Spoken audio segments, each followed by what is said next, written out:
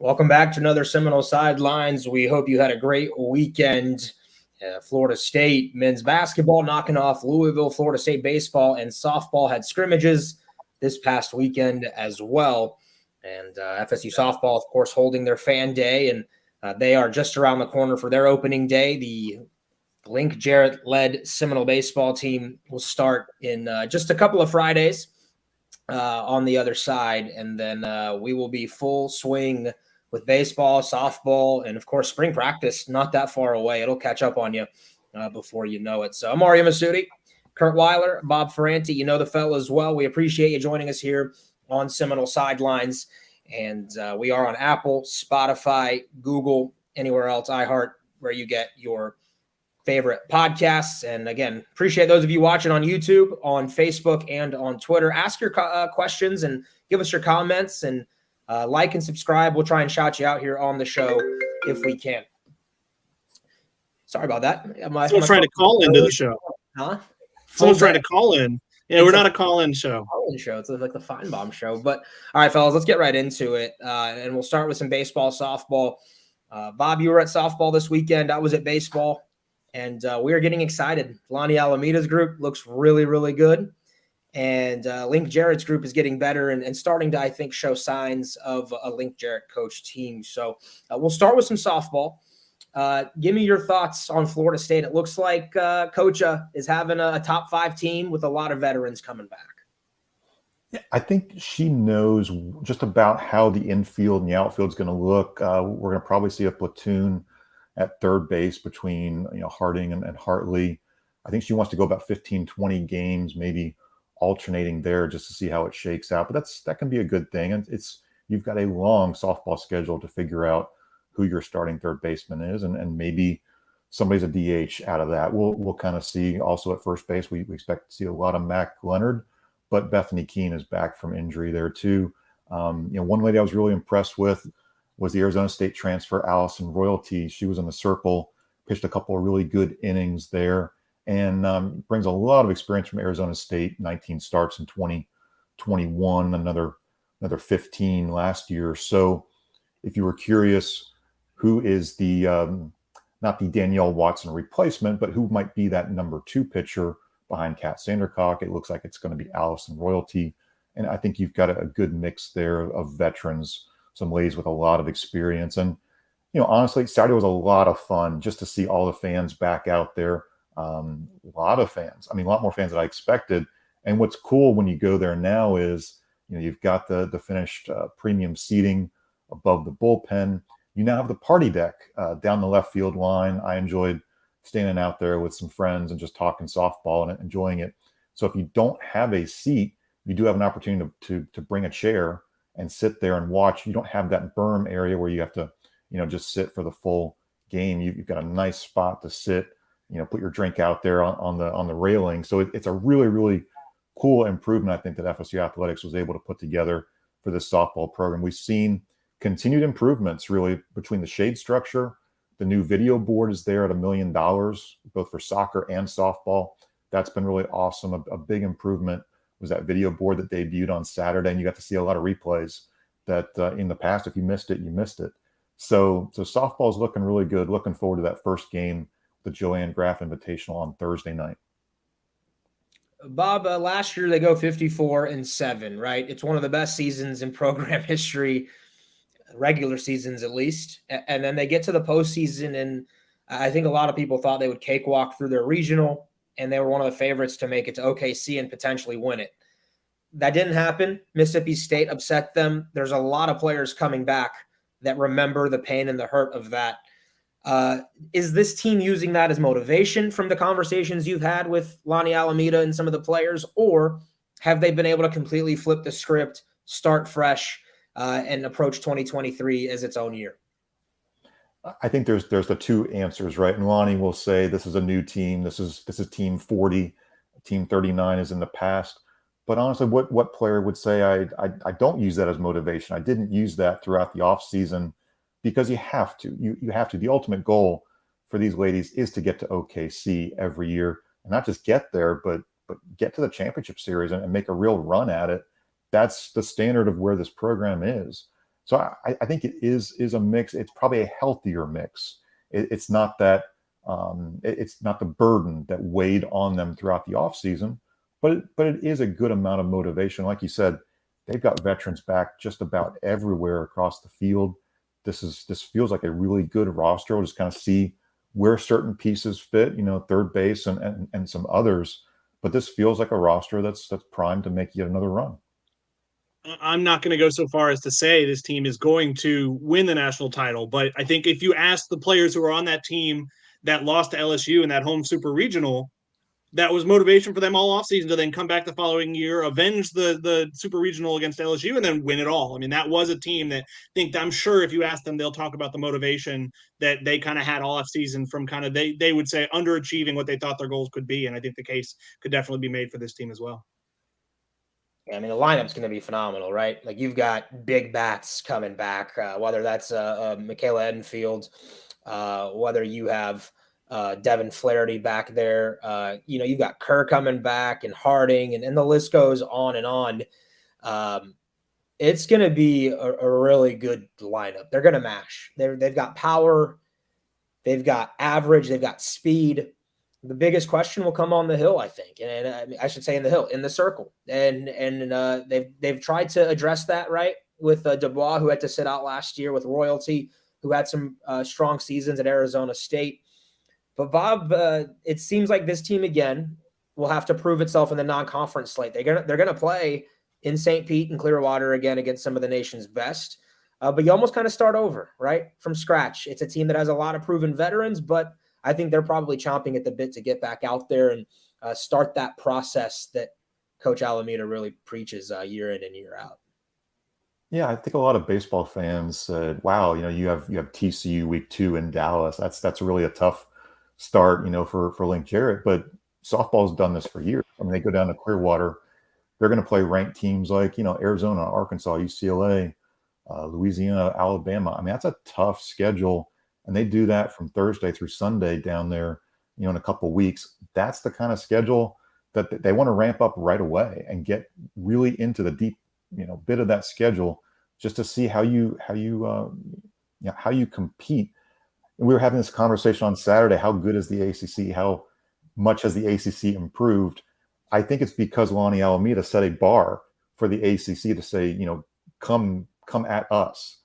And Clemson is starting to elevate using the transfer portal, bringing in a lot of players as they build that program. We've seen some improvement, Virginia Tech, for example, but Florida State's still very much the class of the ACC. So I think in the softball world, you often look at how does Florida State do in this Clearwater tournament, how they do against a Florida or a tougher non-conference opponent.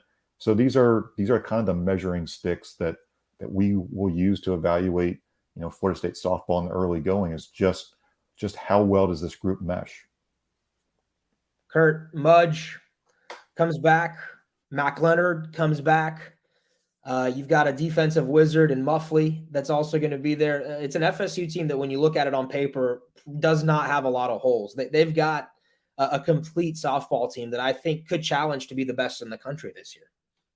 For sure. I think a name you didn't mention on top of all those is, what's the follow-up season for Michaela Edenfield look like? I mean, how she exploded onto the scene last season as, a force in softball with the Area 51 and the mammoth homers, and her ability, they would tell you to, in batting practice, hit the balls through the parking garage across the street. I mean, she definitely felt like was somebody who hit the freshman wall a bit last season. So, with the full offseason now, coming in knowing what to expect, it's fascinating to see what Florida State's going to get with her. And, you talked about the players you mentioned as well, Kaylee Mudge. The prototypical leadoff hitter in just about every sense of the word, and a veteran like a Devin Flaherty. And, so many options. They're going to be able to platoon, like Bob alluded to, just because of that depth they have. And I'm fascinated to see what a true number 2 pitcher behind Catherine Sandercock does for them, because I think they kind of out of necessity had to rely on Cat a good bit last year. So if you have a true number 2 who can be a complementary piece, or may even be more of a 1A 1B, what that does for that team, I think will only help matters coming off a really, really effective and impressive regular season last year. Yeah, again, 54-7 last year overall, right? Going into the NCAA regionals that they hosted, they had 5 losses total, and they got 2 of them against Mississippi State on the same day, which stunned not only Seminole fans but the nation. Really, I thought so many people shocked to see Mississippi State come in and beat Florida State twice. All right, so Thursday, see on your screen there, February 9th against Lipscomb. It's the Joanne Graff Classic. I believe Longwood's also in town, and I can't remember the other team off the top of my head. Is it Purdue, maybe? Yeah, it is Purdue. And then so that's Florida State's teams that they'll play this weekend. And then, of course, they've got FAMU and the St. Pete Clearwater Invitational. And Bob mentioned it. I mean, you've got Bama and Arizona, and the list goes on and on. I mean, it's going to be a really good field down there for FSU. And it seems like, too, that that tournament totally understands you need to have Florida State in it every single year if you can, because it's obviously in the state of Florida. Seminole fans have traveled well to that.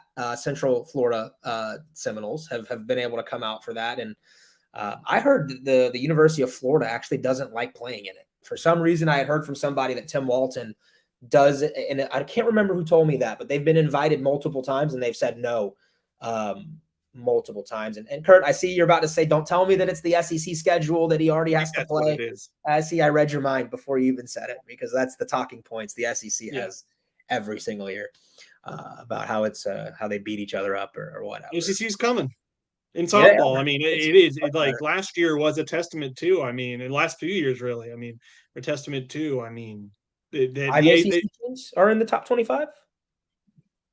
I know Duke, Clemson, Virginia Tech, and I feel like I saw Notre Dame. Notre Dame, is normally like, I mean, Notre Dame hosted last year, Clemson hosted last year, Virginia Tech hosted last year. I think Duke hosted. I think that the 5 hosted regionals last year. That's not been the case. I mean, Florida State's kind of willed that into existence, or kind of brought other teams along, I would say, but they're rising to the challenge now. And I mean, the ACC, you're not seeing the 30-0 in the ACC Florida State softball teams anymore, just because that conference has come a long way.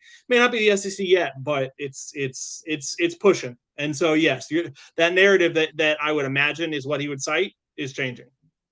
Yeah, I mean, you had after Florida State won the national title, Duke and Clemson started programs. So that's big, and it's cool to see FSU kind of trailblaze for the ACC now. And a lot of their games will be on ACC Network again this year, and I know Seminole fans are excited about that.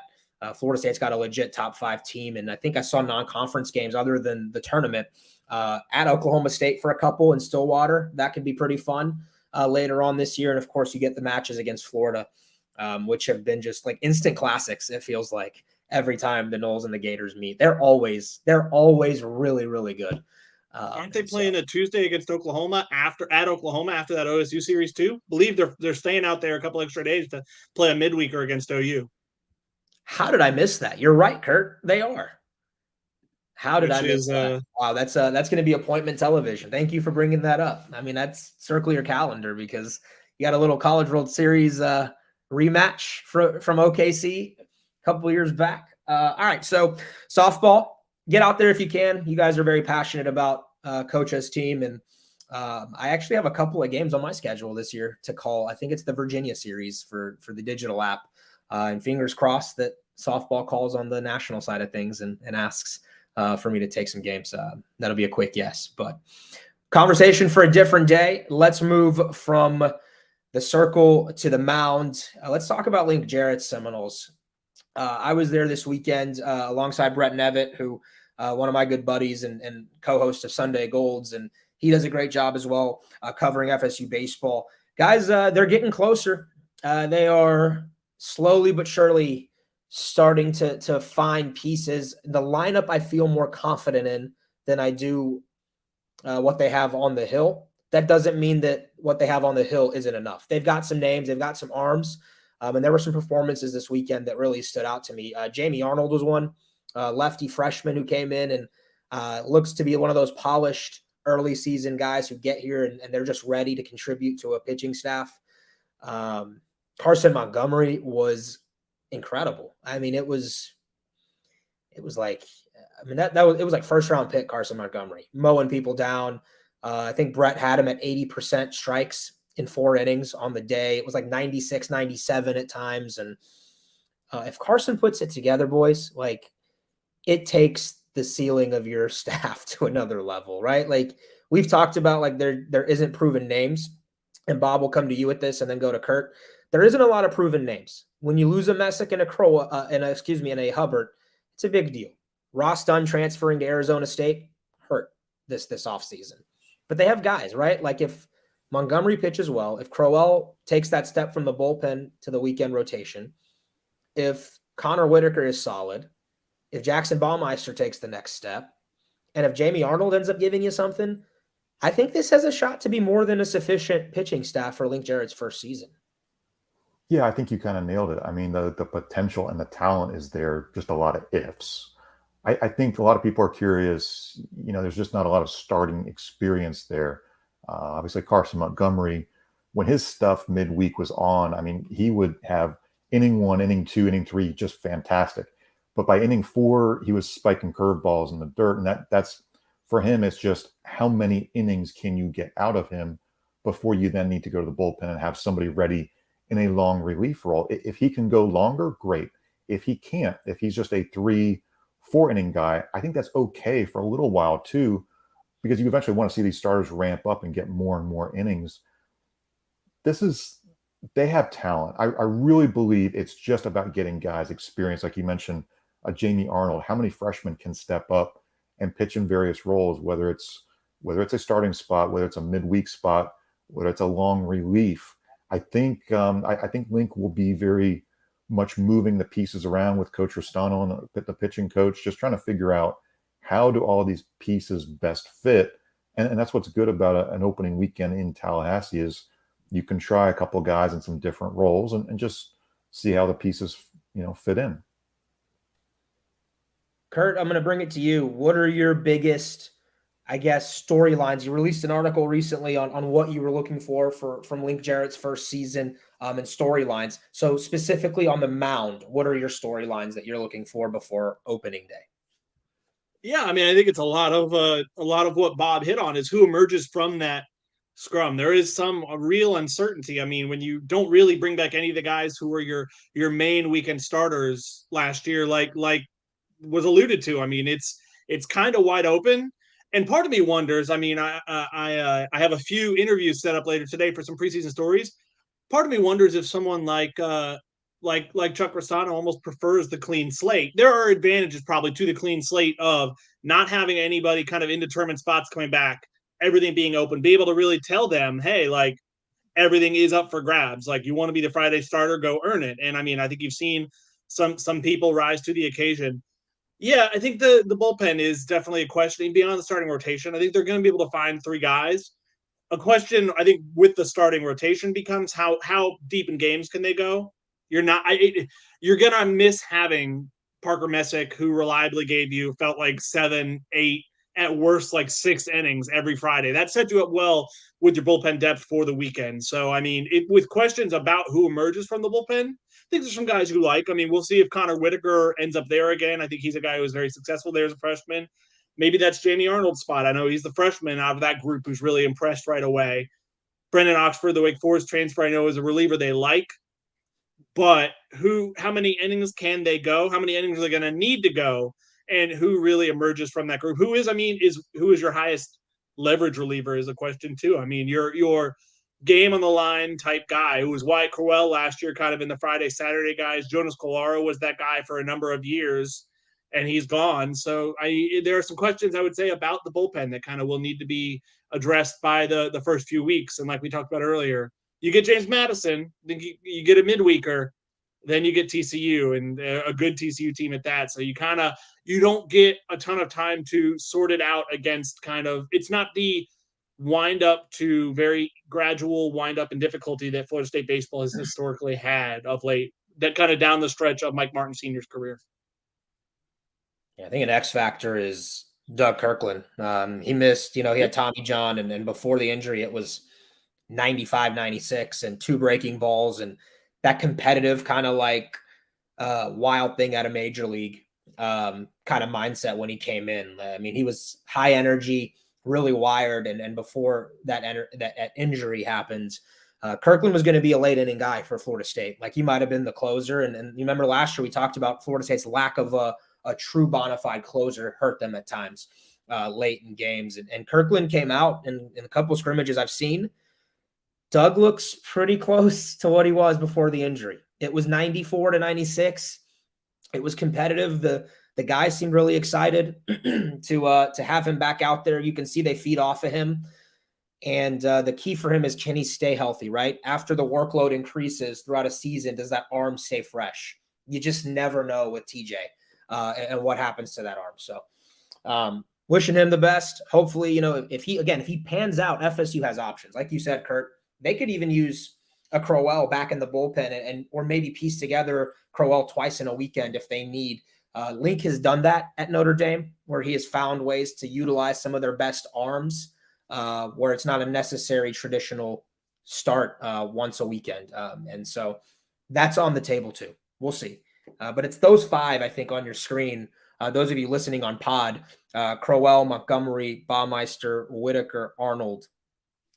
Of those five, I feel pretty good that you're going to get three names to go on the weekends. And one of those will also be one of your weekday guys that goes up against, Florida, UCF, and the likes of the midweeks. Can they beat JU, please, guys? Is that okay to ask? Are we allowed to beat Jacksonville again? I just asking for a friend. The friend is me, because that has become not a fun tradition, is losing to Jacksonville. But yeah, so that's a preview, I think, of the pitching. Baumeister also looked good. I kind of want to shout him out too. J-Bomb looked pretty good and had a good summer in the Cape this past summer. So Jackson's a talented freshman, I think, that could prove to help Florida State's ceiling in that rotation. I do feel like Baumeister will be in the rotation. That's one of the names I feel very solid about, where he projects and where he best fits this team and helps this team. But we'll see. We got 2 weeks to go. At the lineup, folks, you guys want to get familiar with the name Cam Smith. He's playing third base at Florida State. When you see him, he looks the part, 6'3", 220. He is a brick wall with a baby face.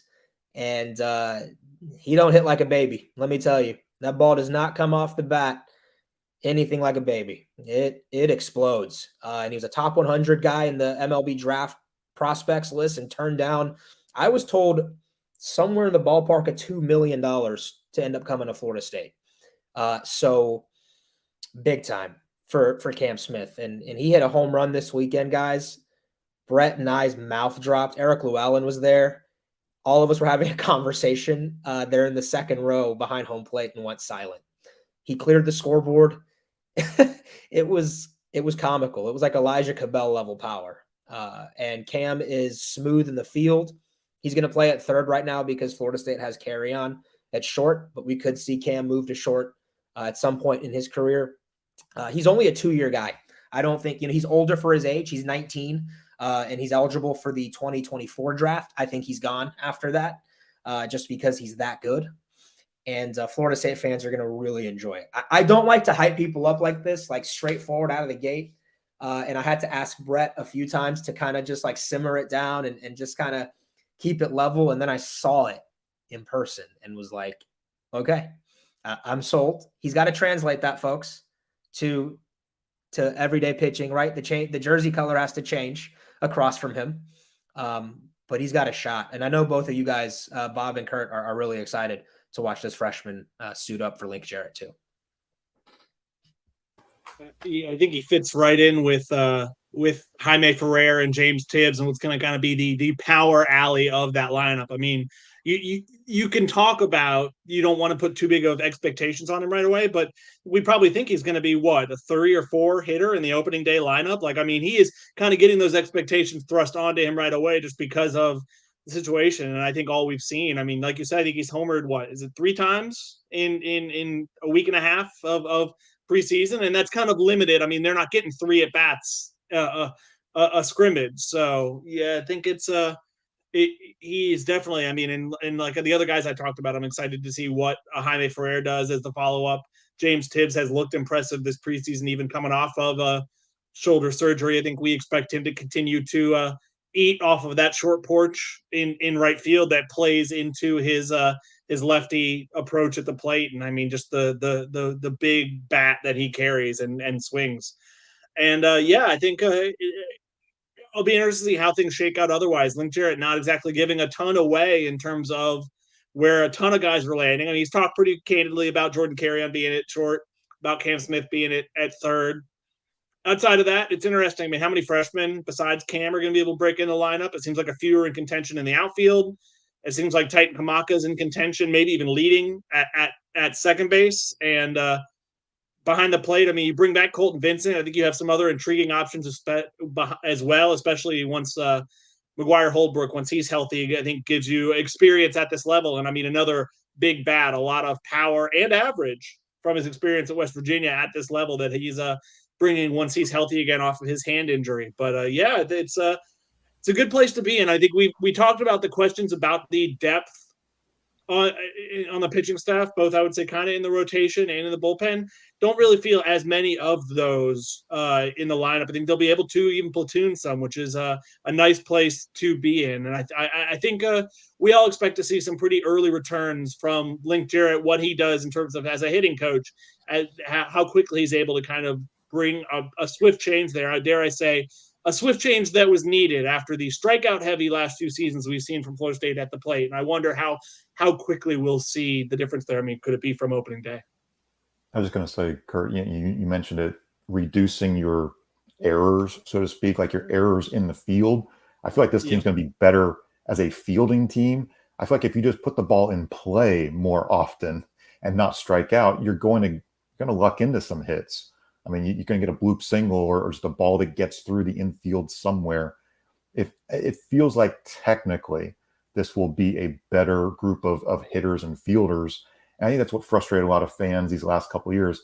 This was a very, very frustrating team to watch. You know, Ariya and I and Brett, we were in there in Auburn last June, and those were not the most fun games to watch, especially that Saturday night game.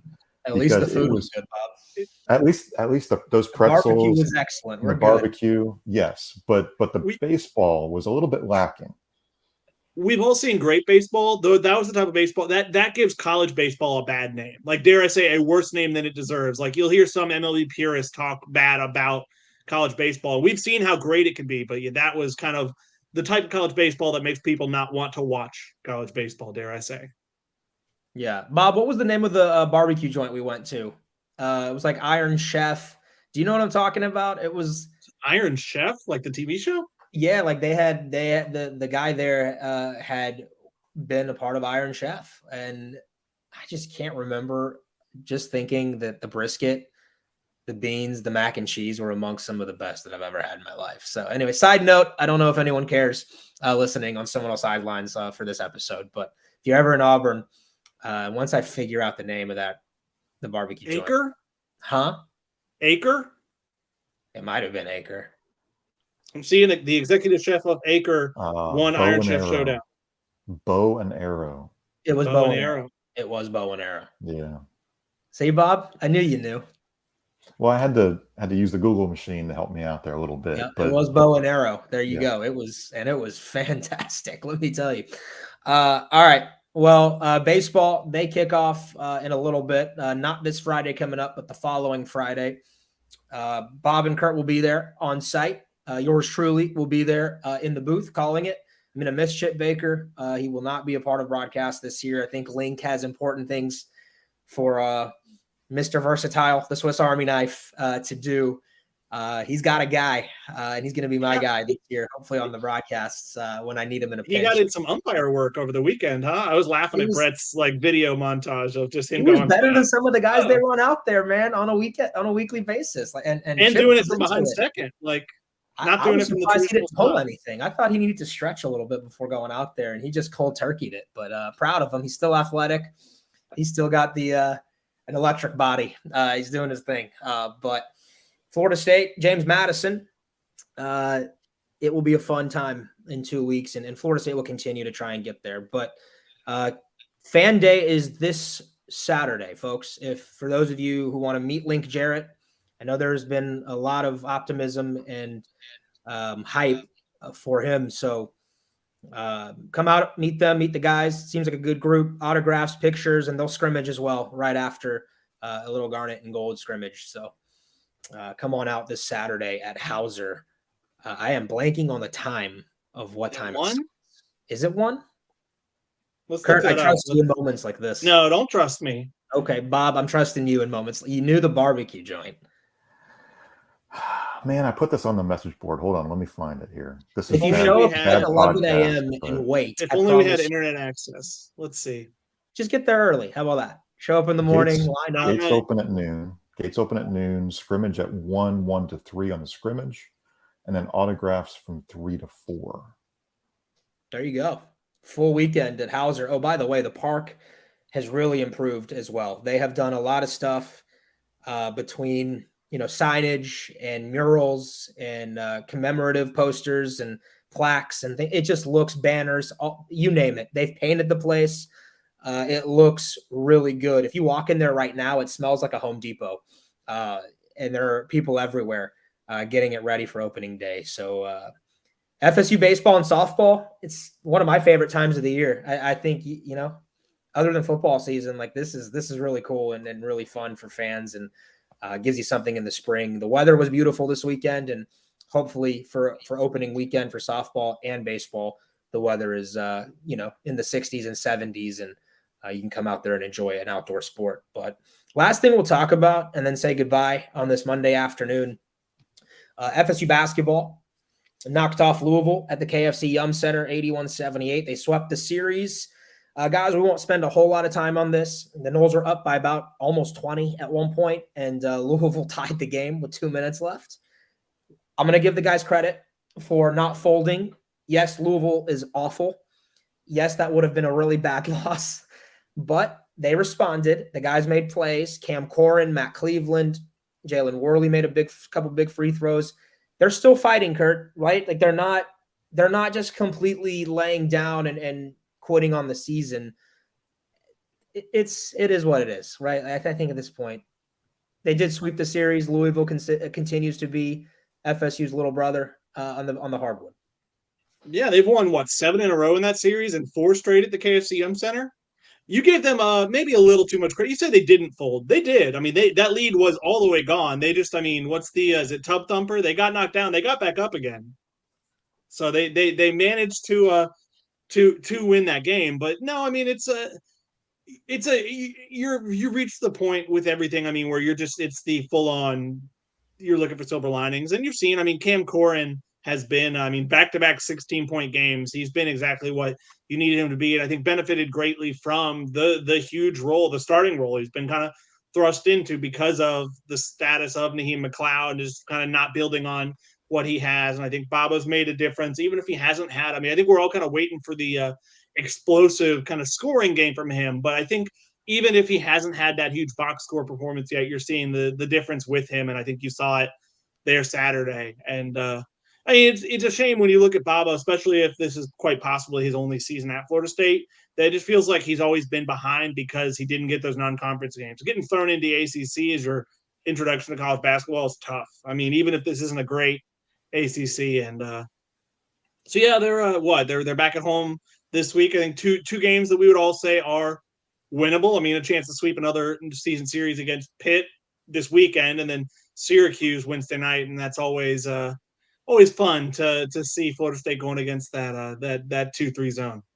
And I guess this is kind of Florida State's the first game for Boeheim after he stepped in it over the weekend, huh? Yeah, Bob, I can tell you one thing: Florida State did not buy a team because I ain't seen it on the court.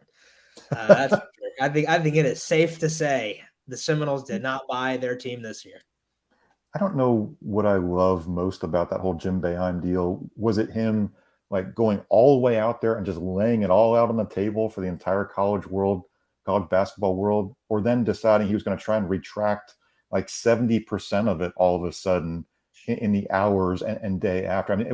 It was totally absurd, but I think there's a lot more truth there that he did try to walk back. There's a lot of truth there. Let's be honest. The funniest part is that, he didn't walk back Miami. He pretty much was like, oh, yeah, no, they did. But then I think this morning, he walked it all back and he was like, okay, no ACC team did. And hang them up, man. Hang up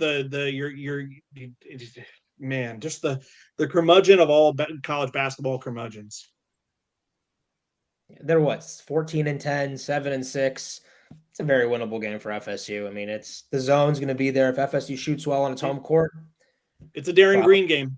Yeah, could win that game. I think Cuse offensively, though, is pretty solid. So we'll see what they do. I know they've got Judah Mintz, who's been pretty good, and big guy down low. I forget his name right now. Oh, Jesse Edwards, I believe, the center, which FSU doesn't really have anyone that can match him. So good luck there. Edwards is a handful. Maybe Naheem can kind of, do his best in that game. I believe that's 7:00 Wednesday night in Tallahassee. Yep. You guys will be there? Not at 9:00, thankfully. Yeah, I will be at 7:00 in Coral Gables with Brooke Wyckoff's Seminoles, and was told that we're being treated to a Miami Heat Indiana Pacers game down there Wednesday night. The team is, so we're looking forward to that, and I think that'll be a lot of fun for them. They play, shout out to them, Thursday night at Miami, at Virginia Tech on Sunday, who's a top 20 team. If they win both of those games, things are starting to look really good for Brooke Wyckoff to host the first 2 rounds of the NCAA tournament in Tallahassee. If you split those, I think you're still in good shape. So big week for Florida State on the road.